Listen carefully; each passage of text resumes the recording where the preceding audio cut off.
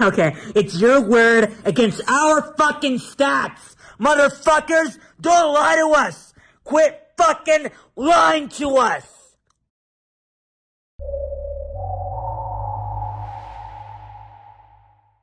Hey, what's up everybody? It's Drummer828 and I'm back with another video. And today we're going to be talking about a little incident that just happened on Twitter. It all started with a tweet from the YouTuber Keemstar, who put out the tweet that said, "Hey, at Team YouTube, can I use fucking," but in the spelling of it he's got the U taken out and it's put a star in there, in the title without being demonetized, just like that, using the star. Now another person replied to Keemstar saying, "Just do it. You got enough money. What's better, money or quality?" Keem's response to that tweet was, "If your YouTube video gets demonetized, YouTube does not promote it and recommend, meaning your YouTube video and channel can't grow. It's not just money, it's about making content that gets seen."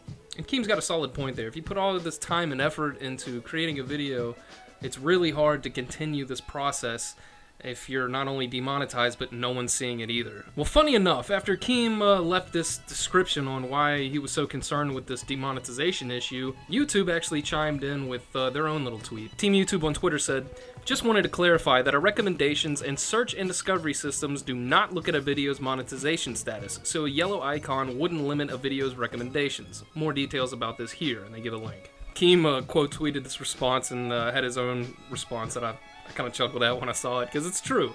Keem responded with, "I love you, YouTube, but no. When a video gets demonetized, it stops getting views. We have all seen it happen to our videos."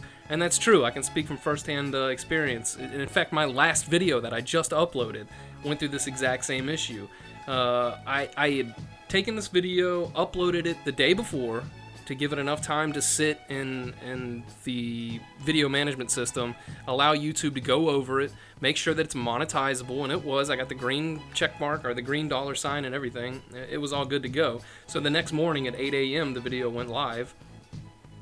In the first hour, it performed great, did awesome, and then somewhere right after the second hour, it got slapped with that ugly little yellow symbol that's every YouTuber's worst nightmare.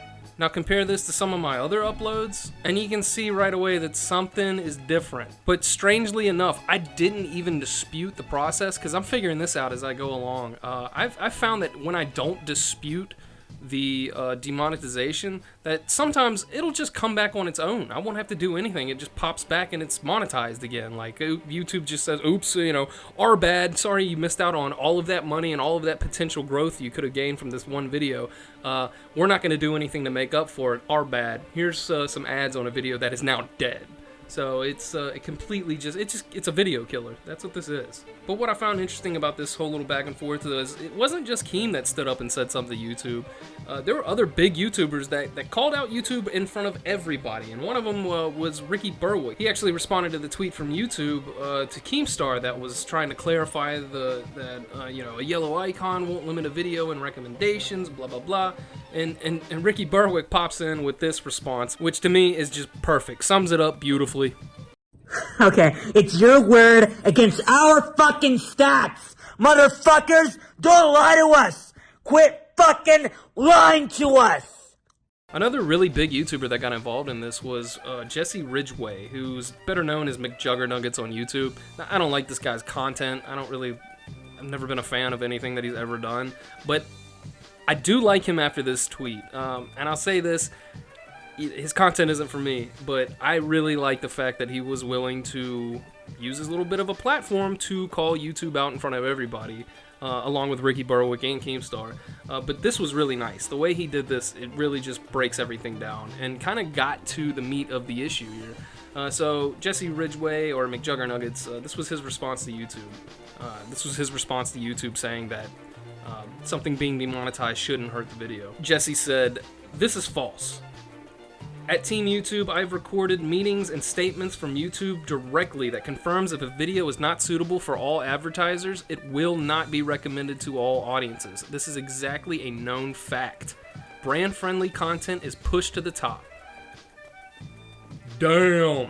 I mean, okay, this guy is a big YouTuber, like I said. He has had meetings with YouTube and YouTube staff, and what it sounds like is somebody ran their mouth about what was going on and maybe said something they shouldn't, because YouTube really took an interest in this comment. They immediately responded with, We'd love to learn more about those conversations and help clear things up, because that's not correct. Oh, I'm sure they'd love to know exactly who had that conversation with Jesse Ridgway. I'm sure they did. Anyway, YouTube continues. Here's another tweet that may help clarify and def read through this article too. DM us if you want to chat more. Just, Jesse responded with, "How is it not correct? You stated, if the video has mature content, then it may not be widely recommended to all audiences. I stated, if a video is not suitable for all advertisers, it will not be recommended to all audiences. We literally confirmed the same thing." Team YouTube responds with, so totally agree, we're saying the same thing when it comes to certain types of videos, aka videos with more mature themes or that contain a lot of violence, raciness, etc. What is even raciness? I don't know. It's a subjective term, but anyway. There's a greater chance those will be both demonetized and not recommended. Jesse responded with, right, and the parameters for mature themes have become so loose that creativity has been stripped from the platform and buried. Our art can't have reach unless we placate advertisers. This is a slippery slope downward. The AI has been running rampant. Now, I thought this was so eloquently put. The way he really just got to the meat of the issue here, I thought was really special. And we can see right here what the issue is that YouTube, at least what it sounds like, has two different systems running here.